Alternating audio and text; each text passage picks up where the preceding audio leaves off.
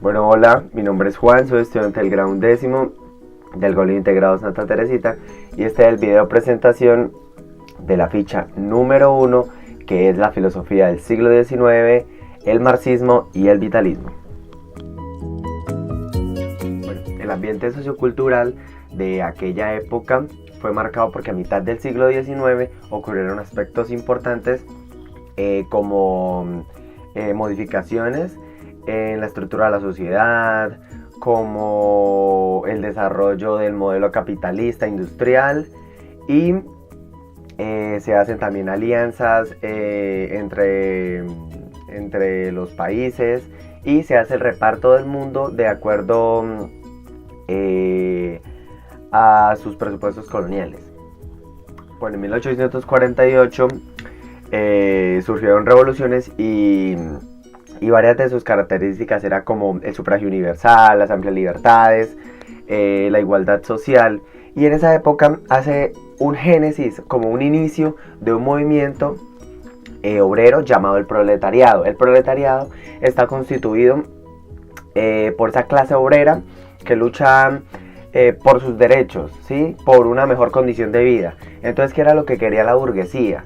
¿Sí? La burguesía quería pisotearlos, o sea, no quería que ellos avanzaran y no les quitaran el poder que ellos tenían como burgueses. Entonces, esto siempre hubo como un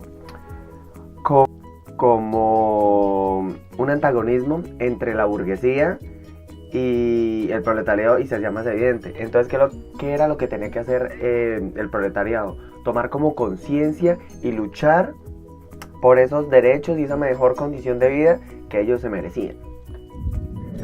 En 1864 se constituye la Asociación Internacional de Trabajadores para impulsar la lucha obrera y mejorar las condiciones de vida. Para ello se reunieron representantes de varios países y fue muy apoyado por el propio Marx. Bueno, en 1871, tras la derrota de Sedan en la guerra franco-prusiana, trabajadores franceses promueven una experiencia revolucionaria, ¿sí? Más conocida como la Comuna de París, que termina tras una dura represión. En el siglo XIX, el movimiento obrero ya era una realidad. Con ello vino la unificación alemana, ¿sí? Que tuvo dos aspectos muy importantes, que es la liberación de estados alemanes y el alzamiento de un signo unitario, ¿sí? Que venía precedido por una exaltación de la patria común. Entonces, en 1848 en Frankfurt,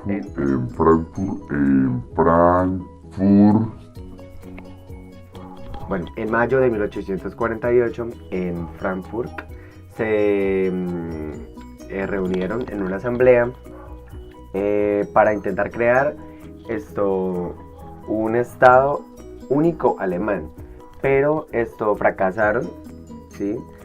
La Corte Liberal y Constitucional, porque los países más fuertes como Austria y Prusia no querían soltar esa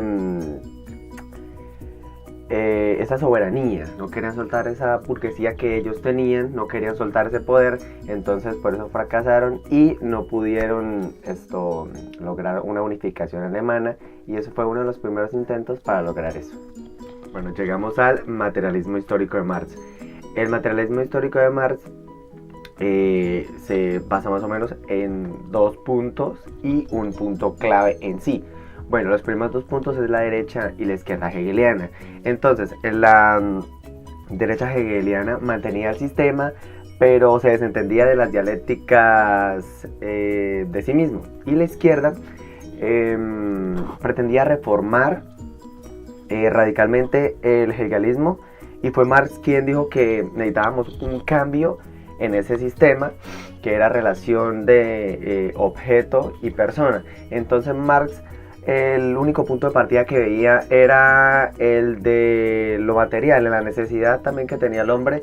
Él decía que entre el hombre y el objeto tiene que haber una relación. Entonces él decía que no solo era pensamiento, sino la parte económica y la parte real del hombre influía mucho en eso, ¿sí?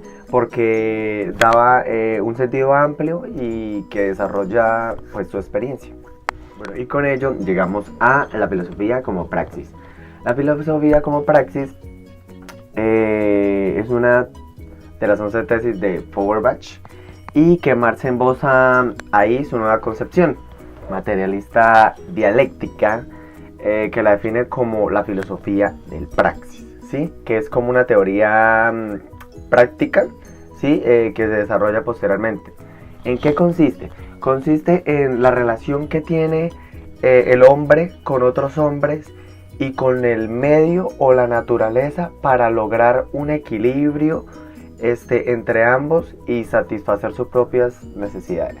Bueno, entonces Marx decía que la filosofía no tiene que basarse solamente en lo teórico y abstracto, sino que también tiene que tener lo práctico, ¿sí?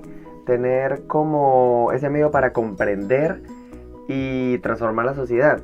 Entonces, Marx ahí lo toman en referencia como una torre de marfil, ¿sí? Que él estaba en la punta, un pensamiento donde todos iban así y él bajó a la arena, ¿sí? A revolucionar y a transformar ese pensamiento. También decía que la filosofía debe estudiarse en una relación con el resto de las ciencias, como las ciencias sociales, la ciencia política, la ciencia económica, ¿sí? Entonces, ¿qué es lo que pretende alcanzar? Un punto más objetivo, y eso se logra con un enfoque interdisciplinar. Bueno, entonces llegamos a la alienación religiosa según Feuerbach. Él niega totalmente el espíritu humano de Hegel. Entonces él dice que más allá de una realidad, no existe nada, ¿sí? Ahí está negando de una vez la presencia de un Dios.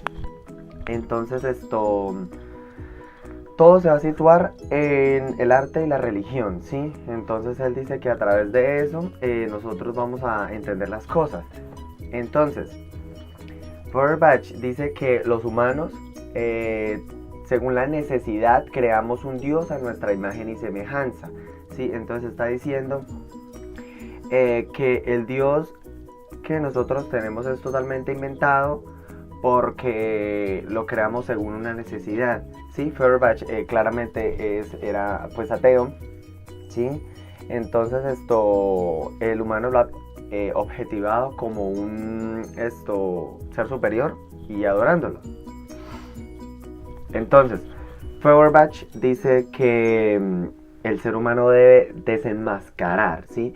Debe como desenmascarar esa situación, y el espacio que teníamos para Dios, debemos reemplazarlo encontrándonos a nosotros mismos, o sea, a un yo con un yo mismo, y unirlos para ocupar ese espacio que Dios tenía y así tener como un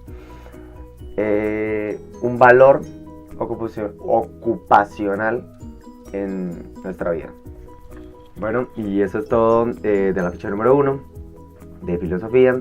Entonces espero vernos pronto con más videos y muchas gracias por su atención. Chao.